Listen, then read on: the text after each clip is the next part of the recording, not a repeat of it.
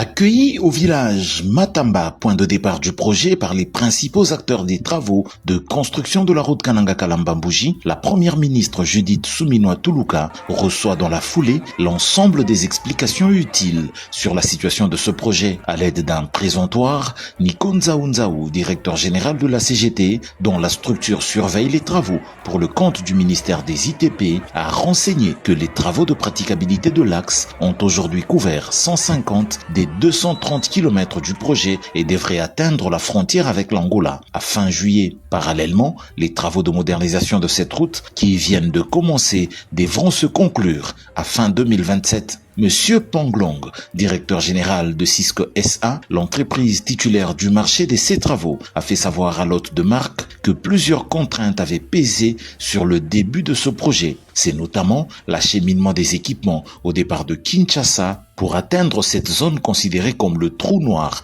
en termes d'infrastructures routières en RDC. La chef du gouvernement a par la suite été amenée au village Chamatengu, au point kilométrique 8, où se trouvent installées les 3 unités qui marquent un tournant décisif dans la vie de ce projet. Il s'agit de la centrale de concassage qui est déjà opérationnelle et qui alimente celle de production de béton qui a permis la mise en œuvre des caniveaux préfabriqués et secoulés sur place. Il y a ici également la centrale de production des enrobés qui est en cours de montage. Poursuivant l'inspection sur la route, Judith Suminwa a assisté à la mise en œuvre des caniveaux qui couvrent déjà un linéaire d'un peu plus de 1000 mètres et qui se poursuivent dans les deux sens. Ces contraintes qui se lèvent peu à peu augurent un avenir radieux au projet, a-t-elle dit à la presse après sa visite des bases vie des entreprises qui exécutent les travaux. Le président de la République a pris des engagements, le gouvernement et tous les services étatiques font de leur mieux pour le faire. C'est vrai qu'on a des contraintes.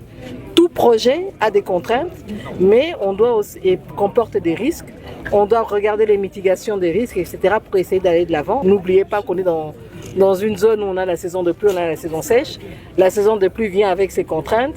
Et donc maintenant, pendant la saison sèche, justement, ils vont essayer d'aller plus vite pour rattraper les retards. 25 décembre 2024, 25 mai 2025, c'est exactement 5 mois, jour pour jour, depuis la visite du président de la République sur ce projet. Recevoir dans ces conditions la première ministre, c'est un honneur pour le directeur général de la CGT, l'ingénieur Nico Nzaou, qui assure que tout sera fait pour que les délais soient tenus. La première ministre a visité, n'est-ce pas, la route. Et quand on fait la différence entre ce que le président de la République avait vu le mois de décembre et ce qu'elle vient de voir aujourd'hui le mois de mai, eh bien, il y a une grande différence, une progression totale. Alors, j'en profite de votre micro pour dire à la population que nous avons promis au chef de l'État qu'au 15 juillet, la route sera ouverte de bout en bout. Et qu'au mois de décembre 2027, la route sera asphaltée totalement. Donc d'ici là, le mois de juillet, eh bien, nous verrons qu'on pourra circuler tranquillement de Kananga jusqu'à Kalamba-Mbouji. Alors, hier, nous avons fait nous-mêmes toute la route, mais la première ministre n'a pas eu le temps de pouvoir faire tous les tronçons qui est déjà ouvert, mais nous l'avons fait.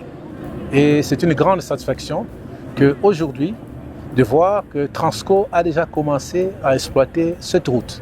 Donc de Kananga jusqu'à Bilomba, Transco est en train d'exploiter la route. Et après cette semaine, il va encore aller plus loin. Et dans 2 mois, il ira jusqu'à la frontière. Donc c'est une grande satisfaction. Et comme la première ministre l'a dit, je pense que c'est mieux que les gens qui ne croient pas à ce que nous faisons, qui viennent sur place voir. Parce que dans les réseaux sociaux, on ne sait pas, n'est-ce pas, gérer un pays. Ça, ce sont les mots de la première ministre.